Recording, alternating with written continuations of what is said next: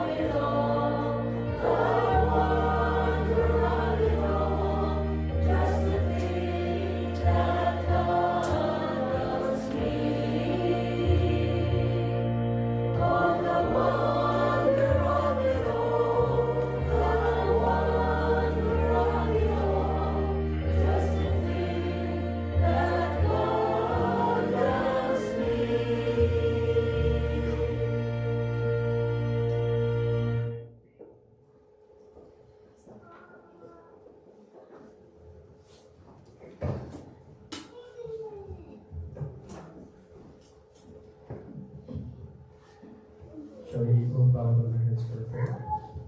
Our most glorious and Heavenly Father, Lord, once again, we would like to thank you for this day that you have given to us. Lord, thank you for the blessing that you showered upon us and for the good weather that we enjoyed. Lord, as we worship you, this midweek service, may your Holy Spirit and just guide us, and may you please be with Kuya Vernon as he breaks the bread of life. And may his message touch our hearts and minds, and may we apply it in our daily lives. Forgive us for all the sins that we have committed against thee. All the things we ask in the most precious name and the most powerful name of our Lord and Savior Jesus Christ. Amen.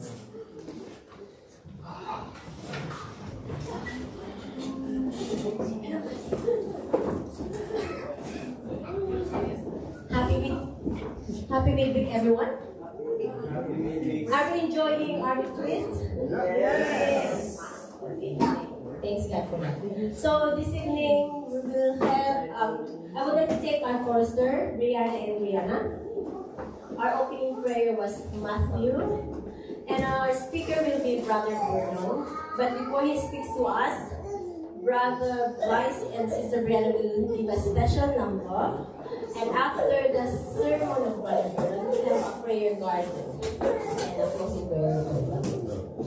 The program will go on as Please don't pray. Please don't pray.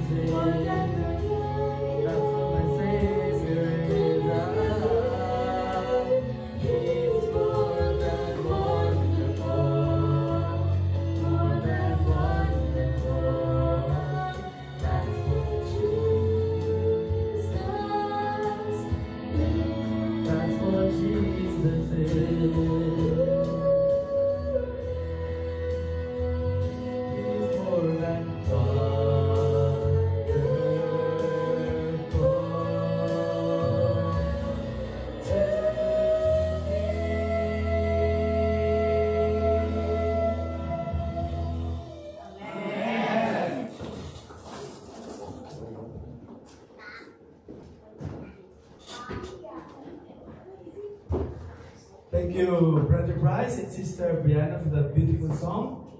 The message of the song itself is already a sermon. It is more than wonderful. It is amazing. It is wonderful. It is miraculous.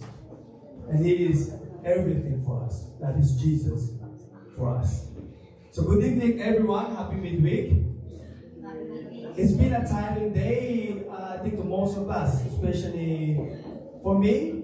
We had our swimming lesson for the Pathfinder. final honor, and after that we have games. So I feel very tired at this very moment, but blessed. Okay, so this kind of meeting doesn't happen very often because we do our midweek and Vesper meeting by Zoom. By Zoom meeting. And in heaven, there's no Zoom meeting. It will always be face-to-face meeting.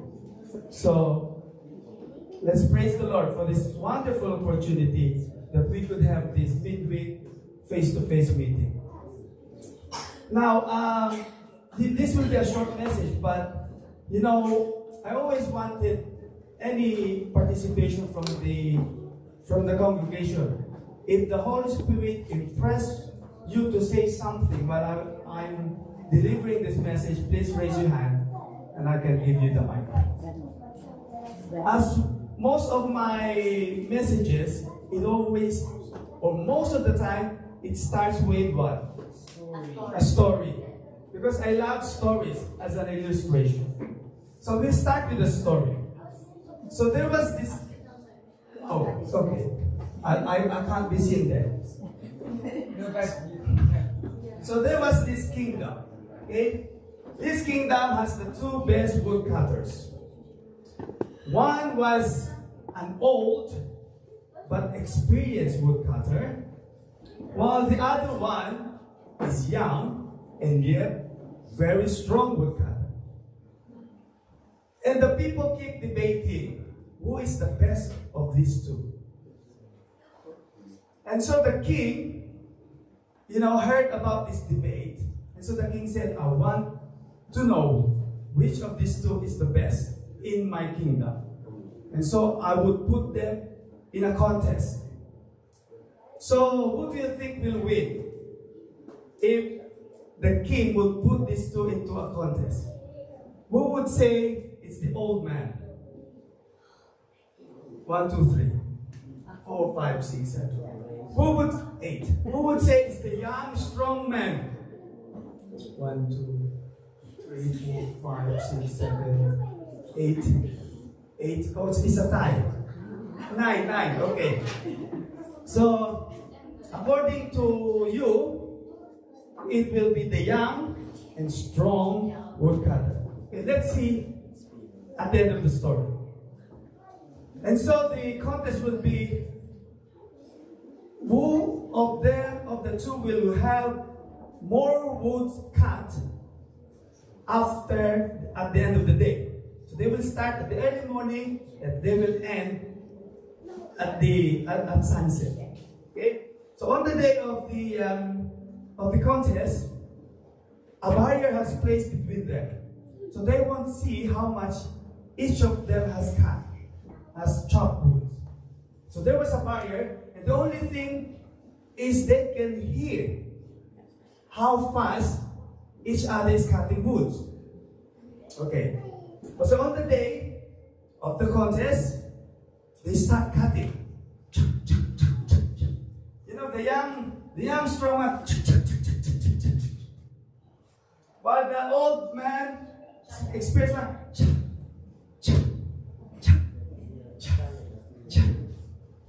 And so, the young strong man, wow, I can hear he's very slow. And I'm very fast.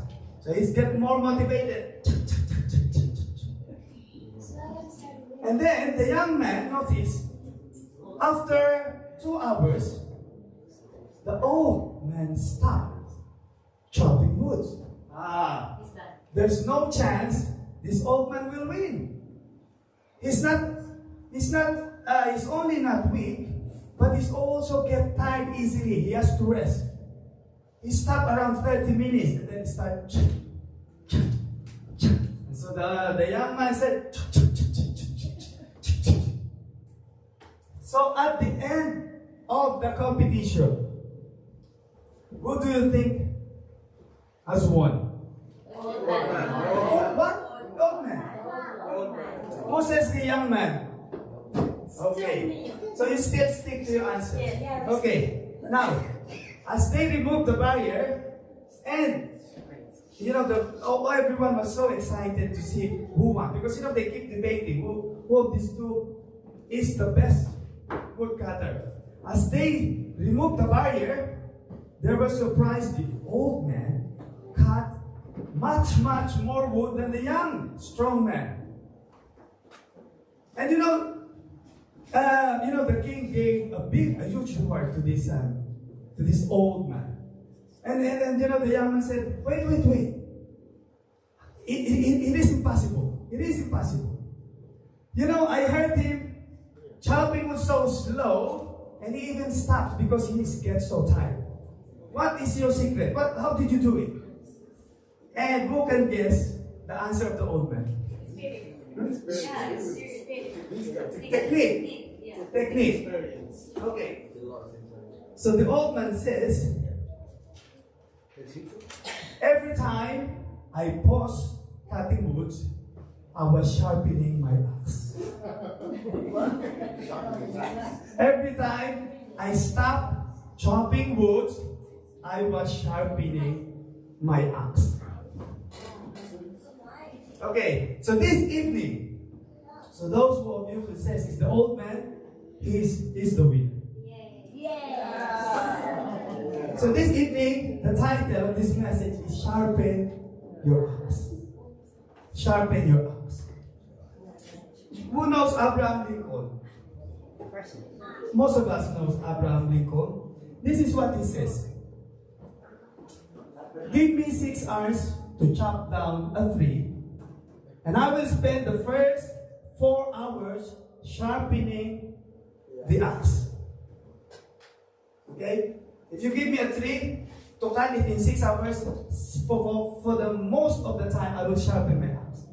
We know that Abraham Lincoln has been a great president of the United States of America. He was the 16th president, and he has many accomplishments. One is he led the win the American Civil War. He defended the nation. And do you know what else he did? He abolished slavery. He abolished slavery. And one is that he modernized U.S. economy. We can see how the America has progressed during his term. And this is his principle, running the government. 4 hours of sharpening my axe, and then only 2 hours to cut the tree. So what does it mean? I read about Abraham Lincoln. He has no specific religion, but he is very familiar with the Bible. And I guess Abraham Lincoln gets these words from the wisest man, Solomon. And this is what Solomon says in Ecclesiastes 10:10. If the axe is dull and one does not sharpen the edge, then he must use more strength, but wisdom brings success. The theme for this spiritual retreat is God's seasons of life. And I can say in this illustration that there is time to chop wood, and there is the time to sharpen the axe. Many times we find ourselves into this situation, what this verse is telling us. We're trying to cut down a tree with an unsharpened axe. We live in today's world, fast-paced, high-growth, high-performance business world, and we always find ourselves too busy and don't have time to slow down. We work extra shifts as the demand, our bills increases, and we find ourselves tired and burnt out and have no time for more important things. No more time for devotion to God. No more quality time for our church, family. No more time for your own family. No more time for personal growth. And for our young people, as students, did you ever find yourselves studying, and seems like not much is getting inside? So those times is the best time to think, do I need to sharpen my axe? You try to be a great parent, a great spouse, and yet relationships seems not getting better at all. You are in the ministry that God placed you. Maybe you're an elder, you're the head of the youth department, or you're the head of the personal ministry department. You are the head deaconess. You work so hard, you labor so hard, and you feel like there's little progress. So you're investing so much in, and you don't see much outcoming. Have you experienced, like, for our ladies here, have you experienced like doing your best practice every day for weeks and weeks, months, and then you suffer defeat? Sometimes you feel disappointed. Yeah? When you do your best and yet there's not much result that you expect. It's just trying to lose weight, really. Okay. Now, there's a story in the Bible that is a very good illustration about sharpening the axe. And this story is found in Luke 10:38 to 42. So I would like someone to read this. Luke 10:38 to 42. Who can guess what this story about? Luke 10:38 to 42. If someone found it, please read it.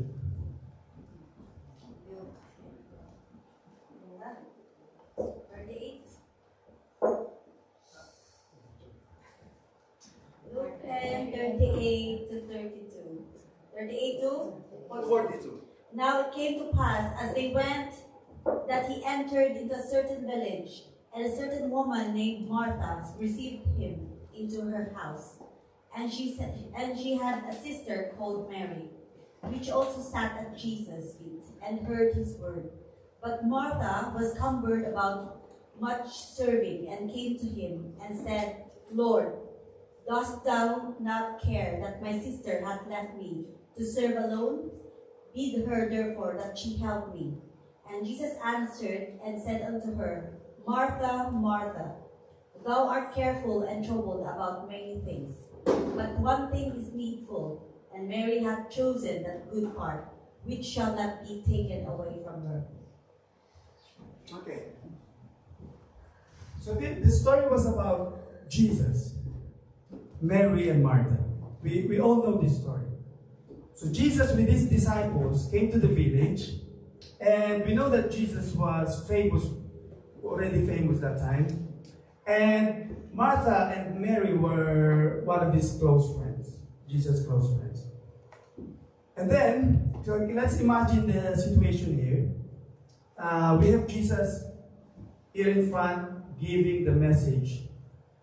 And we have on this corner, let's say Sister Joy, okay, in the kitchen. So she was busy. She was busy because she likes to entertain guests. So she was busy preparing food for all of us. Okay, she was busy. And time goes on, Jesus keeps giving the sermon, and then Sister Joy gets so busy. He needs some, flour. He rushed down, get some flour, prepare the dough, and then she was expecting someone to help her, and that's reasonable, yeah. Reasonable for someone to for her to expect someone to help her. And then time came, she got so busy, and still no help comes. And so she came out, and what she tell Jesus? Lord, do you not care that my sister has left me to do all the serving alone? Then tell her to help me. So, from this story, what are the signs that we need to sharpen our axe? One is when you lost your joy and being grateful, serving. You know, who of you here that is not happy to serve? I don't see any hands. Because that should be our attitude when we serve. When we serve God, there is joy and there is gratefulness. But you know, there's time that you feel like you're not happy anymore. If before you used to come early to church and have the Maglonso family, what's the Maglonso family? Setting up the church. And then suddenly you stop, being happy doing it. And then you stop serving. You know, joy and gratefulness come together. If you are happy serving, you are grateful to God. And when you realize now that there is no more joy, you are not grateful anymore, then that is time that you sharpen your axe. Number 2, Martha starts complaining to Jesus. No one is helping her. So when you start complaining to God, okay, rather than being thankful, then it is time to sharpen your axe. Sometimes you complain to God, Lord, why is my life so difficult? Why I've been in this situation for a very long time? Why do I still have a small house up to this moment? You need to sharpen your axe.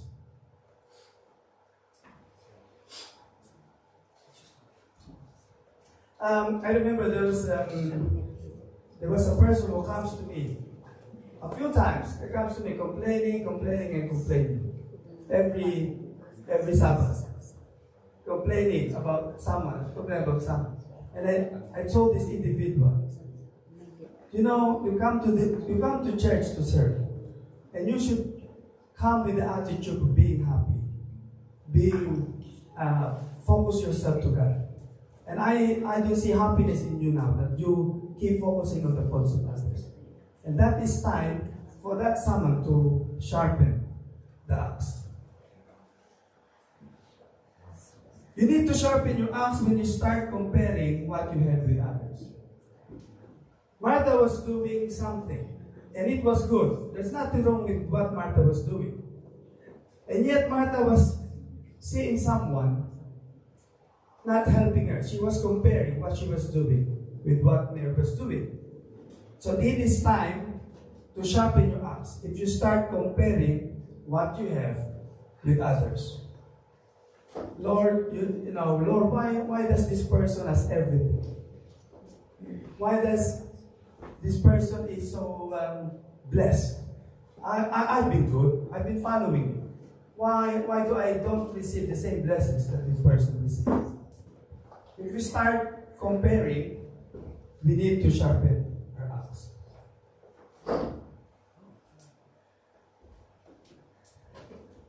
We need to sharpen our axe when you are distracted with the things of this world.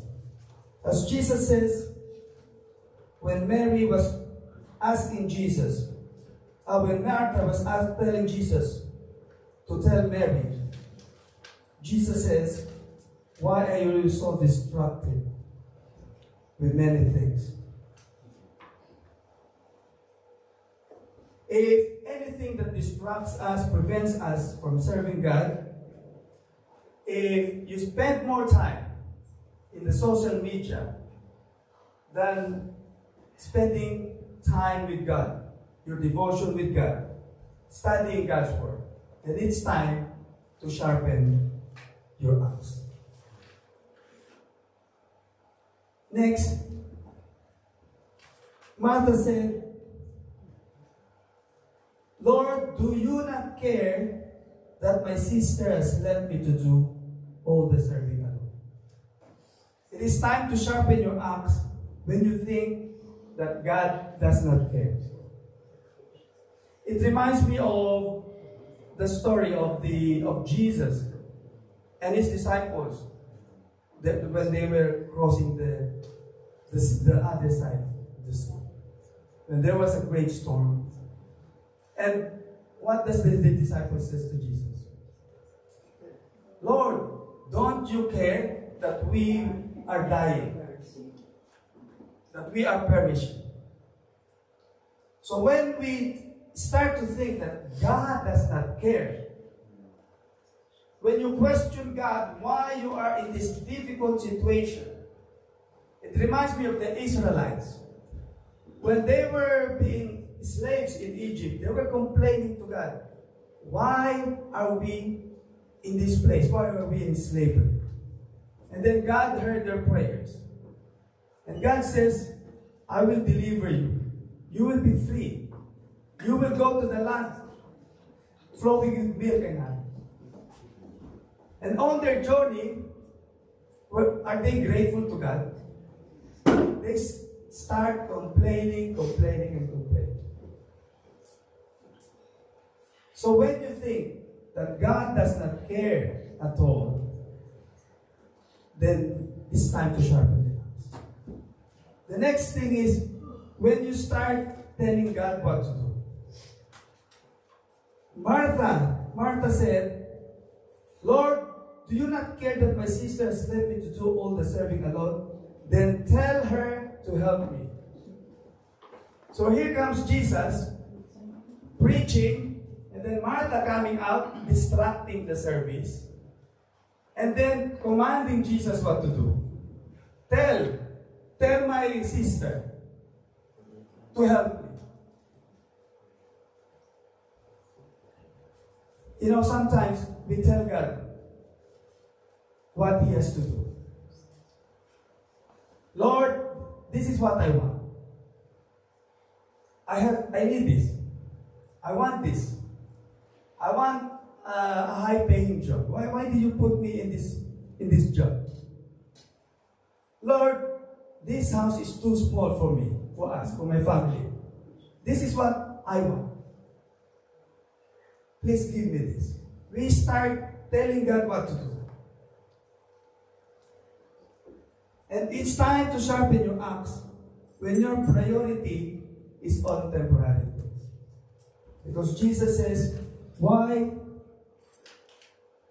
are you worried and bothered about so many things? But only one thing is necessary. For Mary has chosen the good part, which shall not be taken away from her.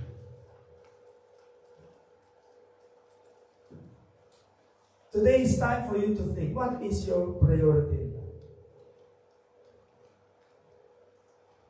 Lord, I need to focus on earning money, as I did savings to mortgage my house. Lord, I want to buy that bag that I saw, that expensive bag. So it hinders us from serving God. If your family is your priority, rather than God, it's time to sharpen your axe. If the material things of this world is your priority, rather than God, it's time to sharpen your axe. And how do we sharpen our axe?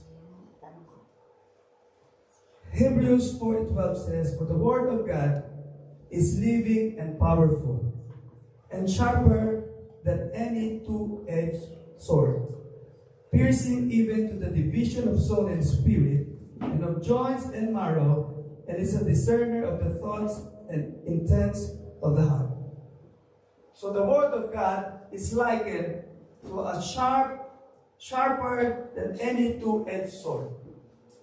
And this is one way that we can sharpen our axe. Immerse yourself with the word of God. Be intentional. And it's good that we have this program, Sister Aika, that we will be able to read the Bible in a year's time.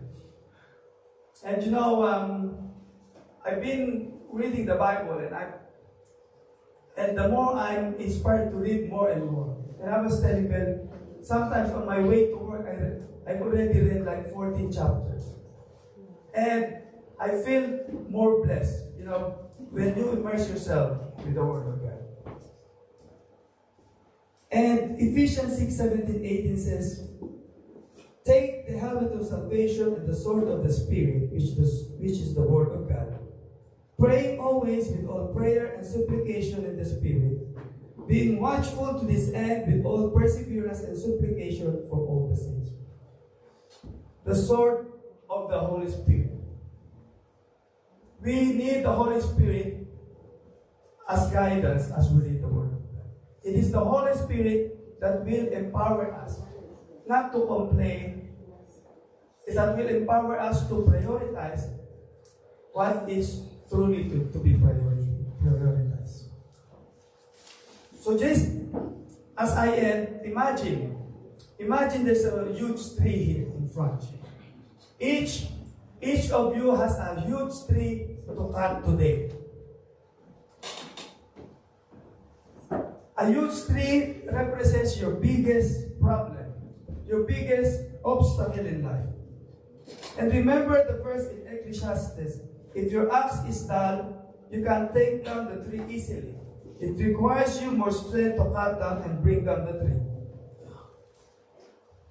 So when you are in front of any obstacle, when you try to cut it down, you labor so hard, and it seems that your axe has gone down, then what are we supposed to do? Sharpen your axe by sitting at the feet of our Lord Jesus Christ. Amen. Amen.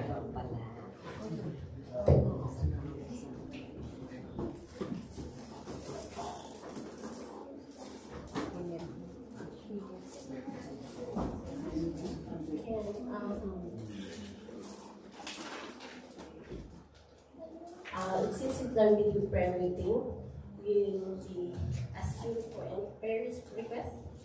Do you have any prayer requests? So friends, kids, for Sister Rainia and Brother Yusuf for health, successful career, and financial peace. They're all students.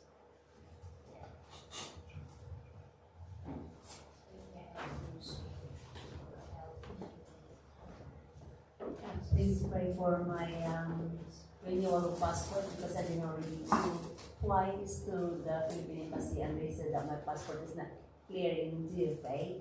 So I hope it will be a soon result of progress and success that I could renew my passport.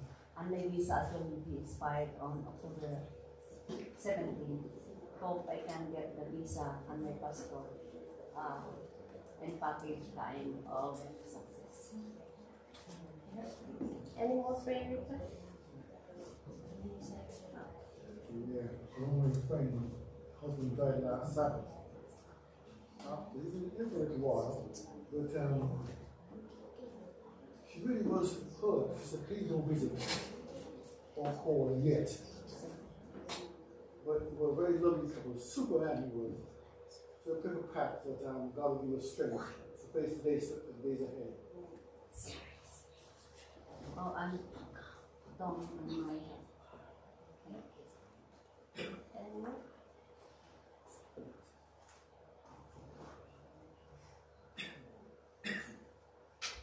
My mom wants to say that we have to pray for the children.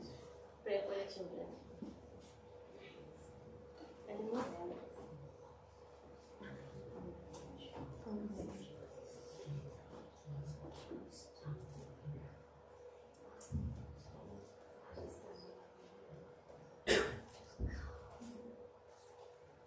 Any more prayer requests? Any more prayer requests? Only this paper after you.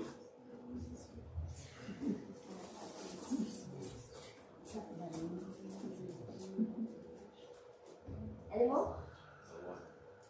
Okay, let me pick up the prayer request. Is his friend Pat? Armstrong. Yeah, Armstrong, who is her husband passed away, so for comfort and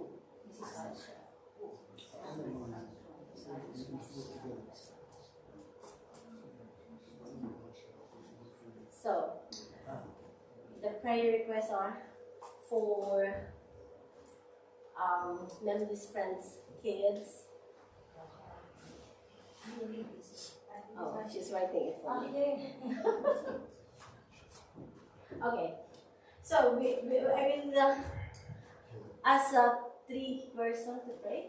So the first one will be for praise and adoration. The second one will be for confession, and the third one is for the supplication. Is there any volunteer, or should I just ask?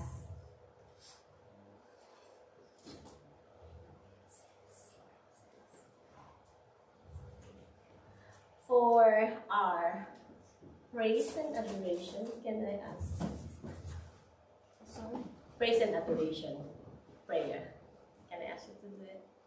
And then after that, for well, I will ask for the younger one, Sister Aida. Yes, it's alright. And then for the supplication, can I ask them? Nobody's looking at me now. The youngest one. Who's the youngest one? Can I ask you to pray for the supplication? Yeah. Alright. Let's all. Should we stand or what? Huh? We should just bow our head, or those who can kneel down can kneel down. Yeah. Praise and adoration. I have the list. Give it to Brother Doctor. That is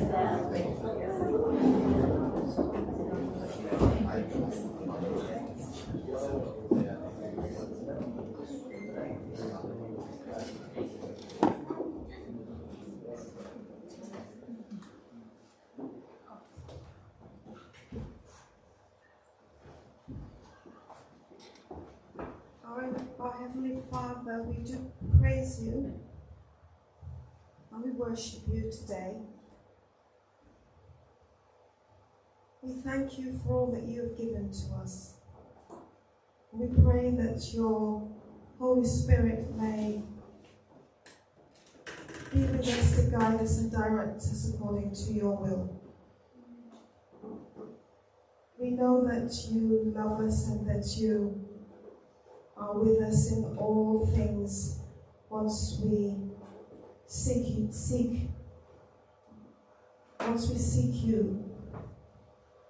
But it is important for us to seek you. We thank you that you have been with us this week, and that you have allowed us to enjoy the sunshine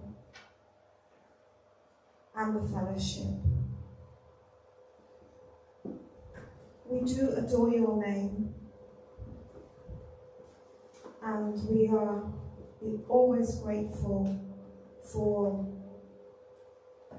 the life and the friendships that you give us, our families, and the blessings that you give us here. And I only ask that you may make us worthy to call upon your name. I ask for forgiveness of our sins as we forgive others. And I ask that you may grant us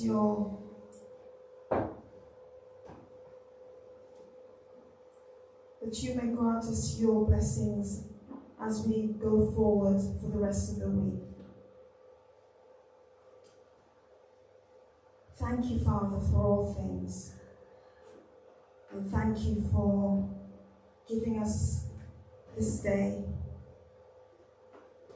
and that we are able to share it with one another. In Jesus' name I pray. Amen. Lord, as we continue our prayers, Almighty Father, we come here in your presence, dear Lord, with humble hearts, kneeling, dear Heavenly Father. We ask for the forgiveness of our sins, dear Lord. We as human beings commit sins every single day, dear Father. Through our thoughts, through our actions, through our words, dear Lord, forgive us. Lord, you also know you're the only one who knows our hearts and our minds. We have hidden secrets, we have white lies, we have things that we keep holding on into our hearts that keep us away from you, dear Lord. And at this very moment, dear Heavenly Father, in whatever form it is, dear Lord, may you please touch our hearts every time and teach us to have the right character, the Christ-like character that you want us to have, dear Lord, just before the sin enters this world. Lord, you know our hearts and our minds. You know that in fearing and in anxiousness, dear Lord, we are also sinning in that place. That's why, dear Heavenly Father, at this very moment, we ask you, dear Lord, to help us to strengthen our faith in you every time, in whatever situation we are in. And look at the brighter side, at the positive side, dear Lord, that in whatever circumstances that we are in, dear Lord, it is what is best for us. And you have already seen our future. And the same lesson that we heard this morning, you don't put us in a situation that we cannot turn into a right or a beautiful situation thereafter, because you are a great God and you will be there for us and be there for us all the time. Lord, we confess every secret deeds that we have done, every sinful thoughts, actions, and words that we have uttered against our neighbors, against our friends, our families, and our loved ones. Clean our hearts and our minds from any unrighteousness, and please draw us closer to you each day, dear Lord. This all blessed in Jesus' name we pray.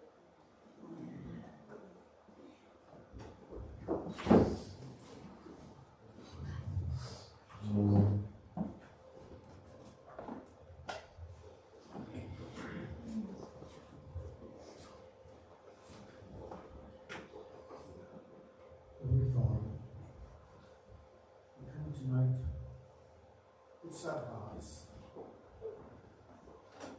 Remember the families of children who've lost their soul put, the tears of parents and friends. Our minds go way back when Herod killed all his children, all his firstborn. So you know the pain his parents are going through now.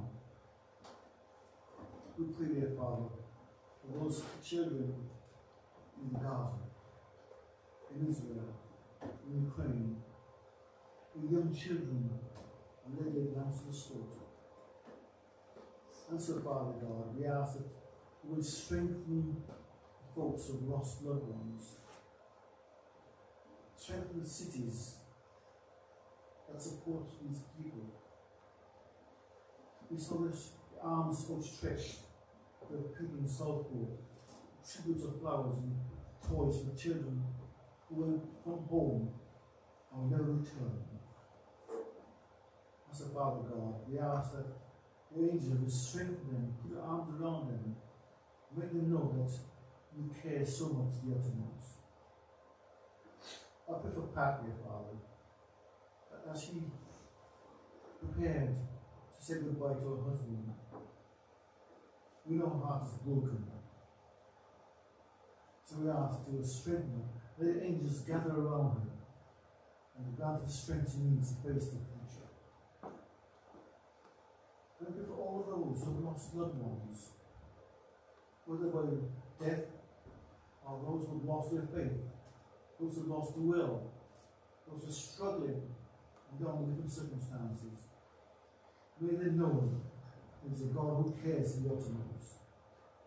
And so, Father God, as we close this evening and we go towards places of rest, we ask that the angels will gather around our bed and give us good night's rest and bring us once again safe into your keeping as we never wait to enjoy the fellowship of one another.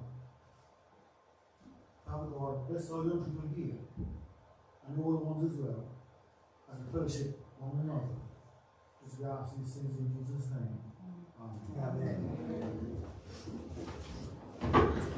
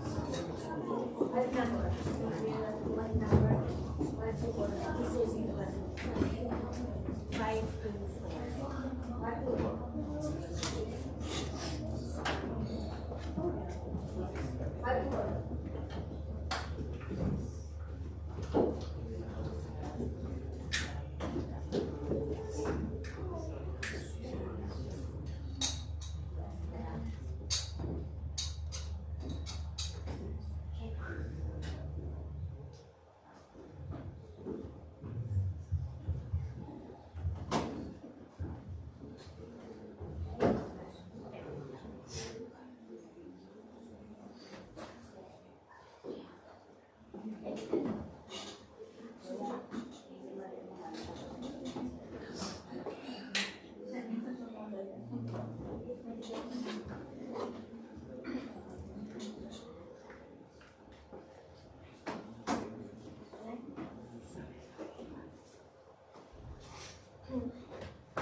our closing song, shall we all stand and sing hymn number 524, "'Tis